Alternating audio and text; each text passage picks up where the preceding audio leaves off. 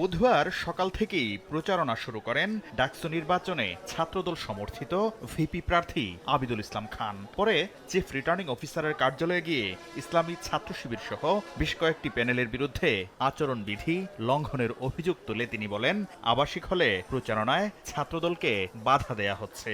আলোকসজ্জা করেছেন, কনসার্ট করেছেন, তারপর কবিতা আবৃত্তি করেছেন, এরপরে তিনি ইশতেহার ঘোষণা করেছেন, যেটা সম্পূর্ণভাবে হচ্ছে নির্বাচনী আচরণবিধি লঙ্ঘন।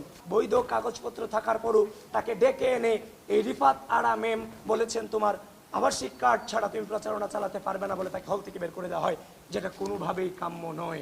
ভোটের প্রচারণায় অংশ নিয়েছেন অপরাজয় ৭১ ও অদম্য ২৪ প্যানেলের প্রার্থীরাও। এদিকে দুপুরে চারুকলা অনুষদ থেকে প্রচারণায় নামে বৈষম্য বিরোধী শিক্ষার্থী সংসদ। পরে সংবাদ সম্মেলনে আচরণবিধি লঙ্ঘনের অভিযোগ করেন তারা। প্রত্যেকটা প্রার্থীর মধ্যে একটা প্রতিযোগিতা চলতেছে যে কে কার চেয়ে বেশি আচরণবিধি লঙ্ঘন করবেন। আচরণবিধি লঙ্ঘন নয়, বরং প্রশাসনের অনুমতি নিয়েই ব্যানার টাঙানো হয়েছে বলে দাবি করে ইসলামী ছাত্র শিবির সমর্থিত ঐক্যবদ্ধ শিক্ষার্থী জোটের প্রার্থীরা বলেন, প্রশাসন পক্ষপাতদুষ্ট আচরণ করায় নির্বাচন নিয়ে শঙ্কিত তারা। নির্বাচন কমিশনার বলেছিল আপনারা সব কাজ পারবেন, আপনারা পেস্টুন লাগাতে পারবেন, এবং যে শর্তগুলো দিয়েছিল সেই শর্তের আলোকে আমরা প্রত্যেকটা জায়গায় আমাদের পেস্টুনগুলো দিয়েছিলাম, কিন্তু রাতের বেলা গায়েবী নোটিশ চলে আসছে। সন্ধ্যায় মধুর ক্যান্টিনে সংবাদ সম্মেলন করে ওমামা ফাতেমা ও তার প্যানেল।